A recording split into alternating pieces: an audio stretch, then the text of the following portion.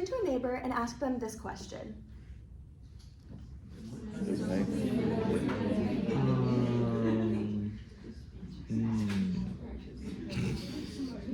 That's a hard question. What's been weighing on you lately?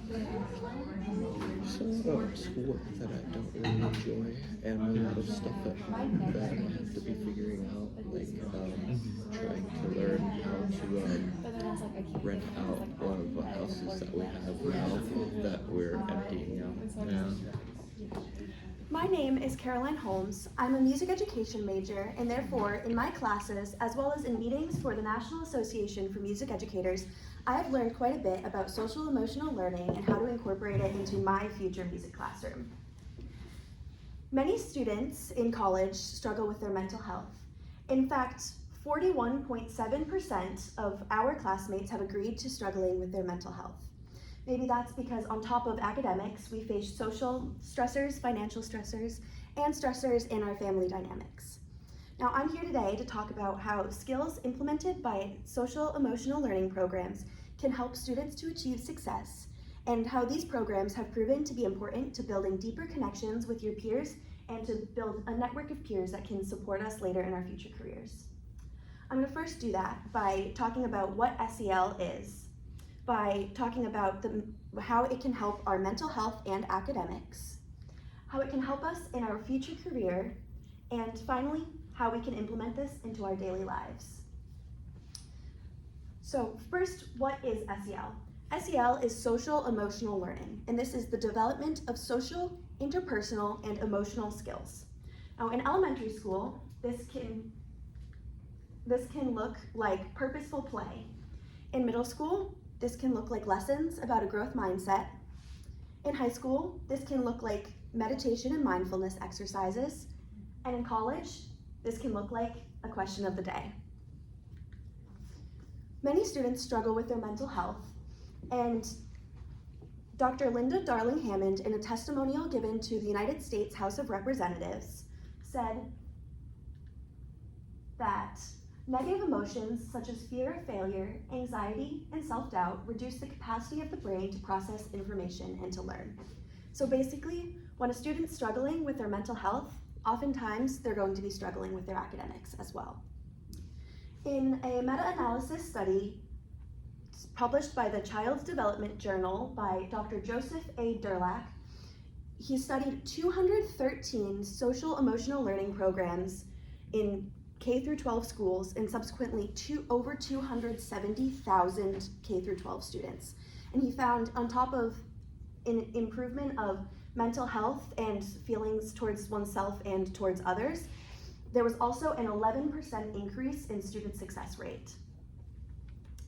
While SEL has been shown to improve anxiety in students and increase academic success, employers agree that academics alone do not prepare college students for their future careers. In this book, the Wiley Handbook of Sustainability in Higher Education Learning and Teaching, the authors have said that in the last decade, competition among the young has become tough in the job market, and candidates can perform badly. This happens because they do not possess a set of skills. Now, these skills are self-awareness and self-management, which helps young professionals to understand and control their emotions within their job and to be able to do a career pitch or teach a classroom of students, depending on their career. Then the next skill is social awareness and relationship skills. As well as this being very important in our college classes, it's also important to help us to build and maintain a network of peers and also to connect with clients and colleagues. Finally, the last skill that social emotional learning programs can help students to achieve is responsible decision making. Now, we all know that responsible decision making is really important in our lives, but as well as it's really important in our future jobs as well. Bosses want to be able to trust you with a big project or with decisions, and so responsible decision making can help us to achieve success in our careers. Now, you may be asking, well, if my professors aren't incorporating this into a class, what can I do? But first, you can journal. Journaling about an emotion you felt in a day or something that's happened can help you process those emotions and understand them. Also, Next time one of your professor asks a question of the day, instead of turning your brain off and listening only to your own response, you can listen to to the responses of those around you to get to know a peer. Finally, you could have a meaningful conversation with somebody when you walk into class. Getting to know your peers can help you build a community of support around you and build a network that can help you in your later careers.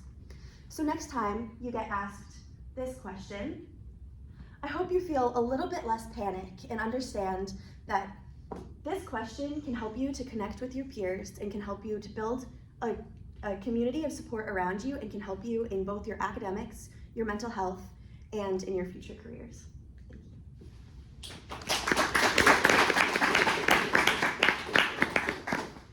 you, Caroline. Questions? What techniques have you implemented into your life as a college student that you think help you? I think for me, I'm an education major, and in our classes, many of us are really, really close. And so it's become really easy that, when we walk into our 8 a.m. woodwinds class or whatever class, it's really easy to just talk to the people around us and get to know the people around us. So I think for me, it's mostly like getting to know my peers, talking to them, having conversations. As a future teacher, what do you think is the best thing or the best strategy to implement in the classroom? So there are some different techniques. Some schools have implemented like a full classroom dedicated towards SEL to help students to learn these skills and to regulate themselves. And so, in fact, MLK, it's a senior high school, like a few miles away. They have a full room that's dedicated to that, and it's run by their music teacher. So it's a big thing in music classrooms, especially, is just helping students to get in touch with their emotions and understand what they're going through. Do you need different amounts of SEL learning, like at certain ages? Is it more important when you're younger or older? I'm not really sure. I'm pretty sure it's important no matter what age you're at, and it looks very different depending on what ages you're at. I subbed in a classroom over Christmas break that we had like an hour of purposeful play, which was basically just they get some play time and they don't realize it, but like the teachers are surveying, watching to like notice their social interactions and notice like how they're connecting with peers. So like it just looks really different depending on what the age group is. You said like that your major is like pretty close. Is that what made you like choose the topic? Did you notice a difference in your life? I actually chose the topic. We as music education majors, we are part of like the National Association for Music Educators, the collegiate version of it, not the actual music educators part yet. But we did a workshop with the teacher at MLK where we talked about social emotional learning last semester, and so we were asked that exact question, and I ended up paired with someone I hadn't talked to before, asking that question, and so I found it really interesting to like just get to know somebody I hadn't really talked to before and how it can help us. I was wondering if you do journaling, and if you do, how do you implement it in life? I'm actually really bad at journaling.